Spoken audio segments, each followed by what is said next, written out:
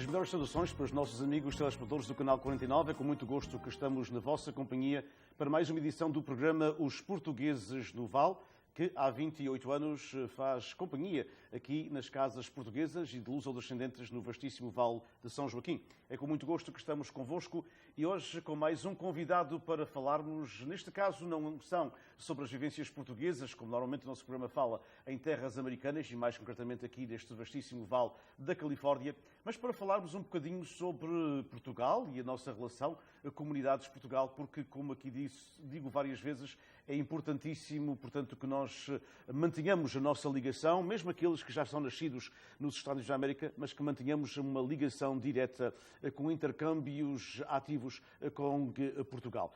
Temos connosco, com muito gosto, o Sr. Deputado à Assembleia Nacional pelo Círculo Fora da Europa, o Sr. Carlos, portanto, Páscoa, que é subejamente conhecido, aliás, dos nossos amigos telespectadores também, devido à sua presença de vez em quando na televisão. É com muito gosto que o temos aqui connosco. Sr. Deputado, bem-vindo à Califórnia, bem-vindo ao Vale de São Joaquim. Muito bem. Diniz, muito obrigado inicialmente pelo convite que me fez, aproveitando a minha visita aqui à Califórnia. É importante sempre termos o espaço, abrirmos o espaço para que as pessoas, os utentes, os portugueses, os luso-descendentes, saibam que trabalho se faz em prol das comunidades lá na Assembleia da República, porque não temos muita facilidade em divulgar isto.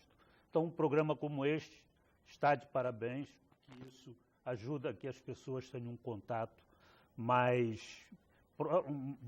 com mais proximidade com aquilo que se passa na Assembleia da República. Fala um bocadinho, portanto, para conhecimento dos nossos amigos telespectadores, destas nossas comunidades. Muitas delas já foram os pais ou os avós que emigraram dos Açores, é uma comunidade, como sabe, maioritariamente açoriana. Mas ainda falam português e ainda bem, ainda vem, portanto, este programa. Fala-nos um bocadinho sobre o que é, de facto, este grande o Círculo Fora da Europa, porque, de facto, portanto, há o Círculo Europeu, e as pessoas conhecem, portanto, o próprio continente, mas depois a sua representatividade na Assembleia da República é praticamente o resto do mundo, digamos assim, não é? É exatamente isso. Eu não gosto muito desse termo, o resto do mundo, mas vamos dizer de fora da Europa. Só para que fiquem informados, o nosso parlamento em Lisboa tem 230 deputados, que são eleitos por distritos. E desses 230, temos 4 deputados que são eleitos pelos portugueses que moram fora de Portugal. Tem 2 deputados eleitos que cuidam da diáspora na Europa e temos 2 deputados que cuidam das comunidades nos outros 4 continentes. No caso, eu e o deputado José Cesário, que também é conhecido, ex-secretário de Estado das Comunidades. Então, o nosso papel é, na Assembleia da República, apresentar propostas que façam com que a vida dos utentes aqui fora seja a menos penosa possível. Nós sabemos sempre que tem vários problemas com o consulado, atendimento consular. Isto não é só aqui na Califórnia, claro. Nos 4 continentes que eu represento, pouco ou nenhum se apresenta satisfeito com o que tem, está sempre uma deficiência, mas isso também é um traço nosso que tem que ser levado em consideração. Portanto, os portugueses e luso-descendentes aqui da Califórnia e de qualquer país de fora da Europa têm 2 representantes que devem e deveriam aproveitar mais, porque a distância nós sabemos que às vezes as pessoas não sabem muito bem como entrar em contato e tal, claro. Mas se mandarem qualquer mensagem escrita ou de qualquer outra forma para a Assembleia da República, isso acaba chegando a nós e muitas vezes é base para um projeto para resolver algumas dos problemas que existem nas nossas comunidades e que as pessoas vivem no dia a dia. Antes de passarmos a alguns, portanto, dilemas, digamos assim, algumas preocupações das comunidades, obviamente, como disse muito bem, a questão consular é um problema, mesmo que os consulados funcionam, portanto, e tenham funcionários, no nosso caso, em São Francisco, tem sido a falta, como sabe, mas como é que parou, como é que chegou, digamos assim, à Assembleia Nacional, à Assembleia da República, o seu percurso que está, portanto, na Assembleia da República já há alguns anos, já visitou como deputado há alguns anos atrás, não é? Exatamente. Bom, eu, apesar do sotaque, nasci em Portugal, num concelho que é Soure, que é divisa com a Figueira da Foz, e migrei para o Brasil com 15 anos. Eu, na altura, percebi que em Portugal não ia ter grandes oportunidades e decidi emigrar. E, na altura, tinha um tio que morava no Rio de Janeiro, que estava de férias em Portugal, então acabei seguindo com ele. E no Brasil morei 38 anos, lá me casei, tive filhos, me formei e construí a minha vida. Acontece que eu sempre fui um crítico, e continuo sendo um crítico, da falta de atenção dos governos em Portugal para com as comunidades. E, em função disso, houve uma oportunidade de concorrer numa lista para a Assembleia da República em 2005, e a seção do partido no Rio de Janeiro decidiu me indicar para ser o número 2 numa lista com o José Cesário. Então, depois desses anos todos, em 2005 disputei minha primeira eleição, fomos eleitos, os dois, o José Cesário e eu, e aí eu tive que suspender o mandato por aproximadamente 8 meses para poder reorganizar a minha vida e continuar fazendo o trabalho que fazia. E agora, como resultado disso, estou no quarto mandato, moro em Lisboa, mas mantenho a minha residência oficial ainda como Rio de Janeiro. Portanto, isso por interesses pessoais de investimentos que eu tenho, enfim, que fazem parte da vida. Eu costumo dizer que eu não sou político, eu não sou deputado. Eu estou deputado e sou um pouco político, porque a minha vida sempre foi na iniciativa privada. E no início teve um pouco de dificuldade de absorver essa coisa, porque quando nós estamos na iniciativa privada, temos sempre objetivos, corremos atrás deles e procuramos facilitar as coisas. Quando estamos na Assembleia da República, aquilo tem uns canais que dificultam a vida. Muitas vezes não é só a oposição, às vezes somos mais prejudicados pelo nosso próprio pessoal do que propriamente pelos da oposição. Mas acho que depois, ao fim desse quarto mandato, já estou um pouco acostumado com isso, já não vejo grandes dificuldades em conviver com isso. Portanto, esta sua ida para a política aconteceu, portanto, pela sua ligação à terra onde nasceu, não é? Também, não é? Apesar de viver uma vida praticamente toda ela no Brasil, mas sempre se manteve com alguma ligação a Portugal. Sim, eu sempre visitava Portugal 3, 4 vezes por ano, mantinha as ligações, e depois entendi também que tinha que fazer um sacrifício no sentido de colaborar com uma solução para 3 objetivos que eu considerei e considero ainda os mais importantes e que nem sempre nós nos atentamos para isso. O primeiro deles é trabalhar os lusodescendentes. Porque os portugueses que vieram do continente ou das ilhas estão ficando já com uma idade avançada. Claro. E o trabalho para trazer os lusodescendentes para dentro das associações, para colaborarem, tanto na parte social, na parte cultural, na parte educativa, na parte política, é um drama, porque esses jovens lusodescendentes, ou não tão jovens, não se revêem mais nesse tipo de das associações e tudo. Hoje, a internet, o mundo das redes sociais traz tudo às pessoas. Eles não precisam, por exemplo, eu costumo dizer que a Casa dos Açores, a Casa da Trás-os-Montes, da Vila da Feira, por exemplo, do Rio de Janeiro, você vai lá num evento, 80% ou mais do que isso são pessoas já com uma idade extremamente avançada. É o mesmo aqui na Califórnia. E aqui é o mesmo que eu vejo. Então, eu me prontifiquei a trabalhar em prol do luso-descendente. E, por exemplo, neste objetivo, fiquei 8 anos defendendo e tentando colocar em votação um projeto que dá a nacionalidade de origem aos netos de portugueses nascidos no exterior. Isto levei 8 anos discutindo, indo, voltando, mas mantive-me firme naquilo, enquanto o pessoal do nosso partido dizia: Carlos, desiste disso, você nunca vai conseguir isso. O próprio partido não está interessado, mas o fato é que estava interessado. E as comunidades estão muito interessadas. Não é? E as comunidades hoje estão entupindo registros Exato. centrais em Lisboa com pedidos de nacionalidade.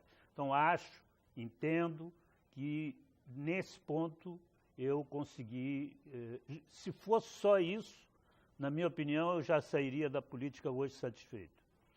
Outro ponto importante é o atendimento consular dos utentes. Eu me lembro que várias vezes no Rio de Janeiro tinha aqui no consulado, porque naquela época era obrigatório o serviço militar, eu tinha aqui no consulado para pedir o adiamento do meu alistamento, que estava fora do país.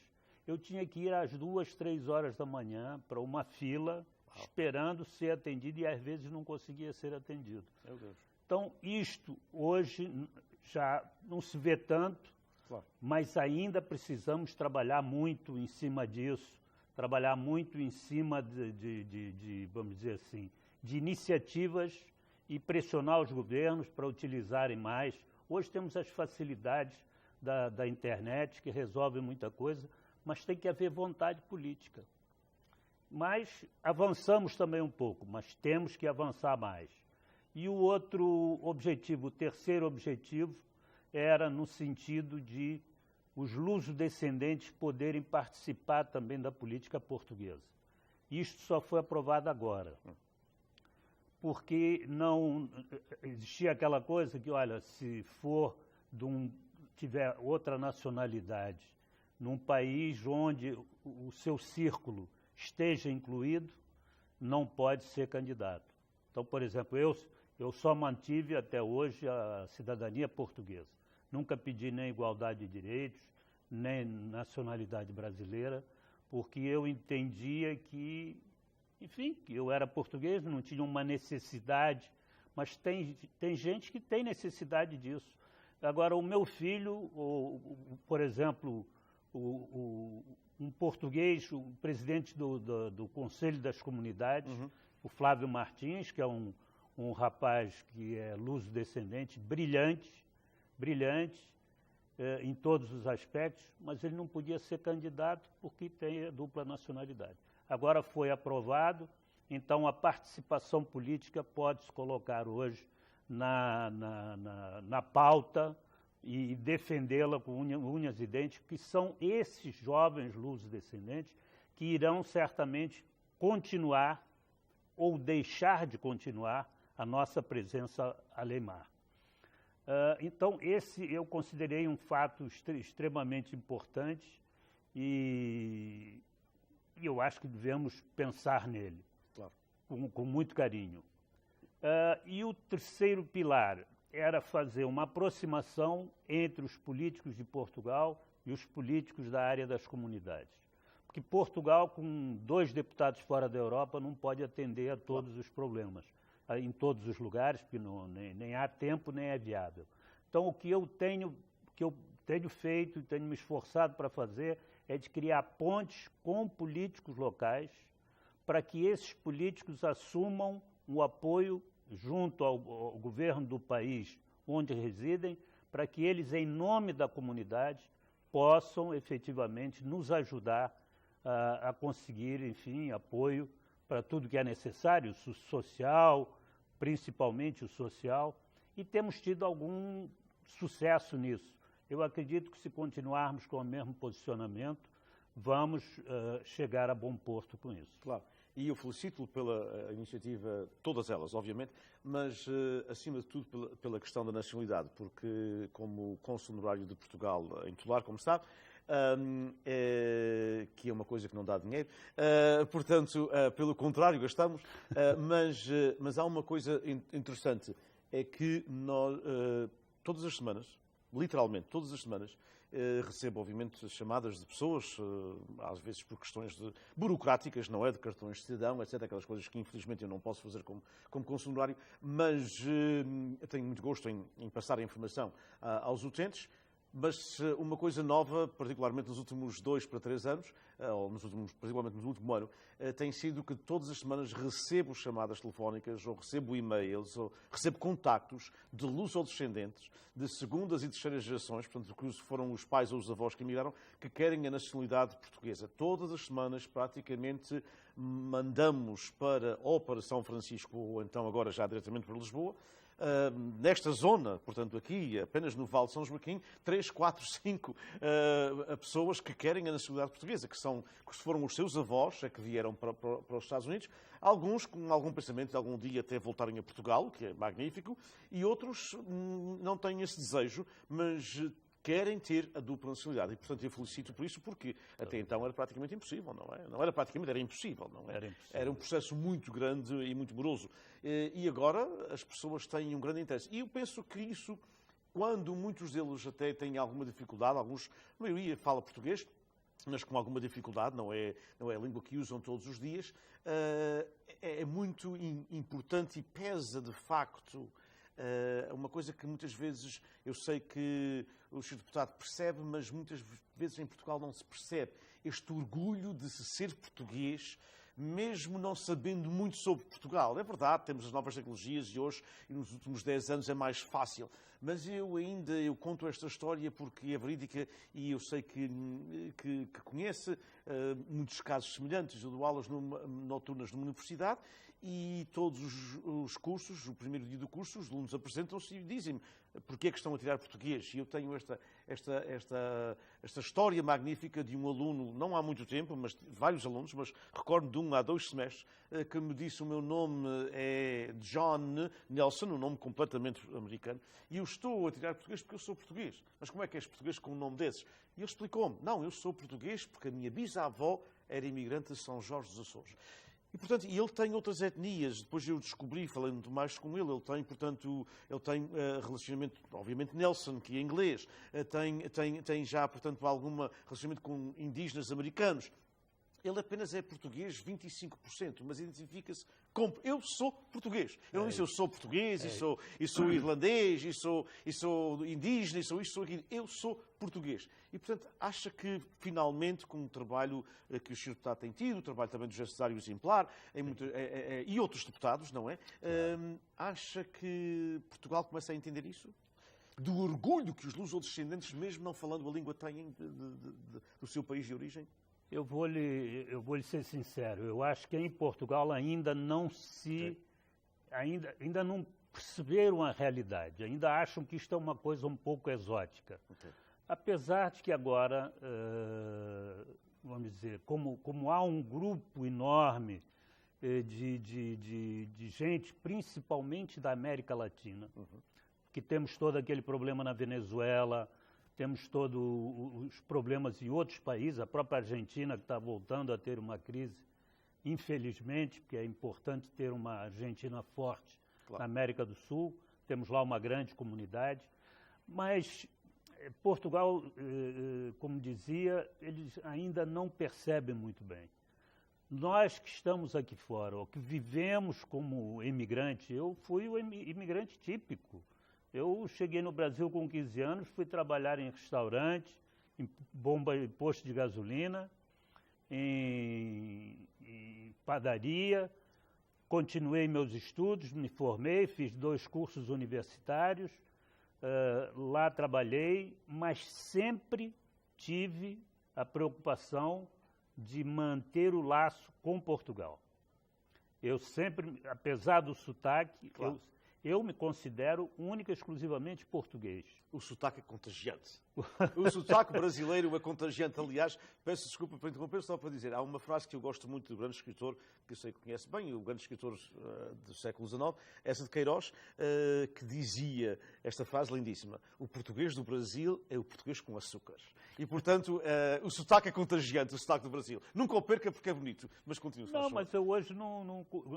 Quer dizer, quando estou em Portugal, que os interlocutores são claro, portugueses, claro, sempre misturo um pouco mais. Pois. Mas isto é uma coisa natural. Eu não fiz nada especial para isso e sinto-me bem. É como nós temos um bocadinho do sotaque americano ao fim de 20 ou 30 anos de estar e usamos uns vocábulos... E na própria Europa, claro. Mas então acha que Portugal começa a perceber um bocadinho, mas não com o grau que deveria, não é? Não com o grau que deveria, exatamente. Claro. Mas como há um movimento grande agora, os próprios jornalistas estão se interessando um pouco mais. Eu vejo que já se percebe bem uma mudança vamos dizer assim, do conceito que as comunidades têm perante Portugal.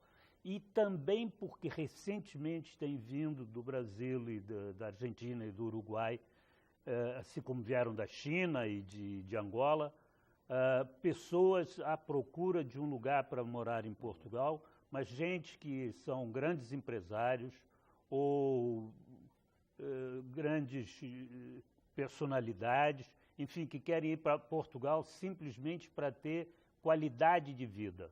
E essas pessoas estão mostrando a Portugal e aos portugueses que na imigração existe gente de muita qualidade, de grande coração, gente que fez a vida e continua reconhecendo a sua necessidade de partilhar isso com Portugal. Então, hoje, o americano que chega lá nos Açores tem orgulho de ser americano, mas tem mais orgulho de ser açoriano e quer que os seus filhos conheçam, querem que os seus netos conheçam. Aliás, rapidamente, eu gostaria de contar uma história.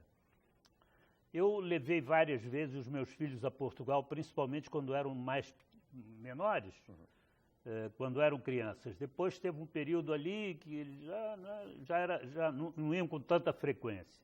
Até que um dia eu me lembro ia ter um evento onde eu ia participar numa associação portuguesa no Rio de Janeiro, e eu chamei-os, já adolescentes, para irem comigo e tal. Aí me vem o meu filho do meio com uma prancha de surf debaixo do braço.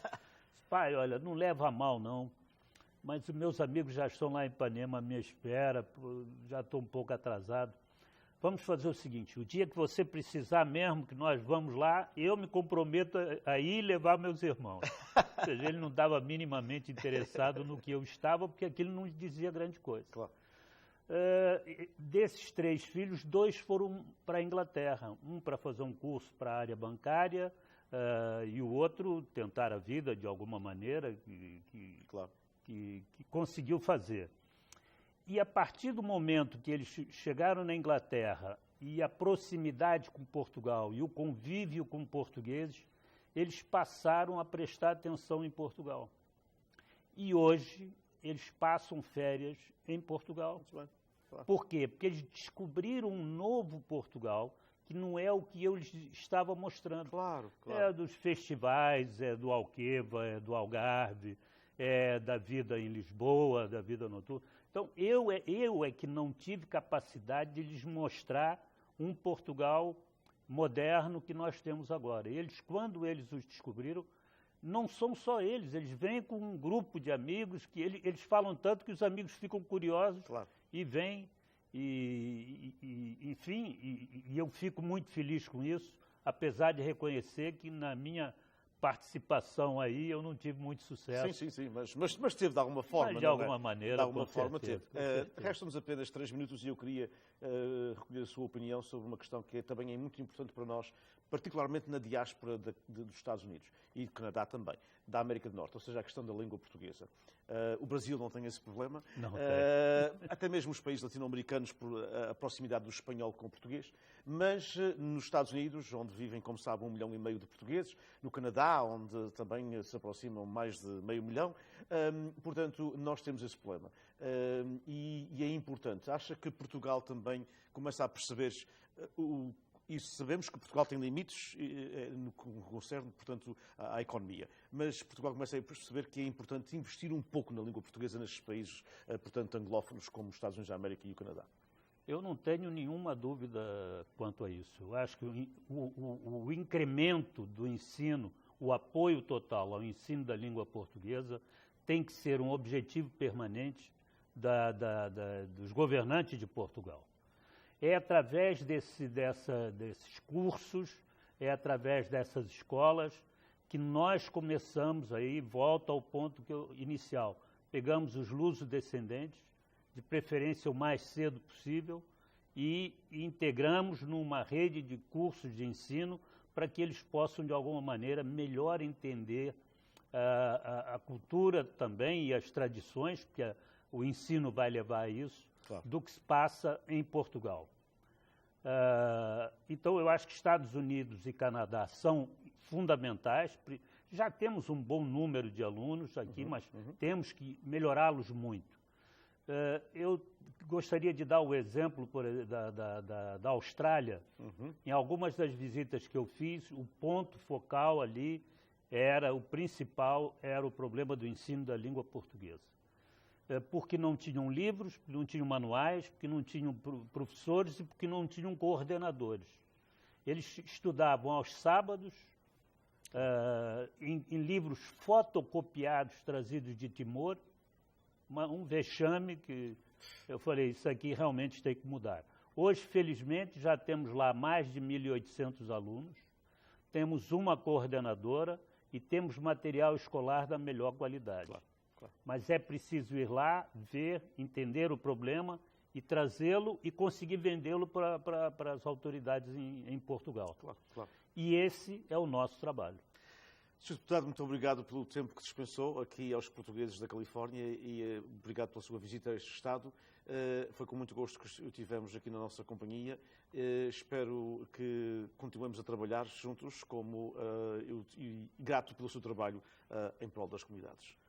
Muito obrigado e obrigado os ouvintes e espero que nos próximos eventos eleitorais tenha uma participação digna de comemoração. E isso é algo que precisamos falar até um dia destes. Muito Exatamente. Obrigado e um abraço para todos os nossos amigos telespectadores aqui do canal 49. Até sempre. Foi o programa Os Portugueses no Vale.